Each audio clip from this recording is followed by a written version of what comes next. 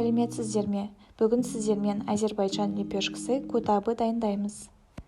Ол үшін біз 1,5 стакан жоғарғы сорт ұнды және жарты стакан суды, бір үлкен қасық майды және жарты қасық тұзды араластырамыз. Және бір келкі масса шығам дегенше араластырып илейміз. Лепешканың ішіндегі қоспаны дайындау үшін бізге зеленый лук, петрушка және укроп қажет. Барлығын майдалап турап аламыз. Енді осы туралған заттарға 150 грамм сыр және 50 грамм майды қосу қажет. Майды алдымен ерітіп алыңыз. Содан кейін укроп, петрушка және зеленый лукке 150 грамм сырыңызды және 50 грамм ерітілген майыңызды қосып араластырып алыңыз. Дайын қамырыңызды 8 бөлікке бөліп алыңыз.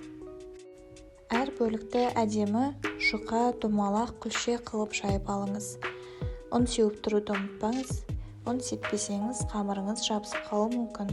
Қоспаңызды күлшенің арасына салып, жан-жағын басып біріктіріп алыңыз. Табаны оттың үстіне қойып, қыздырып алыңыз да, күлшені қойып, майсыз қуырып алыңыз.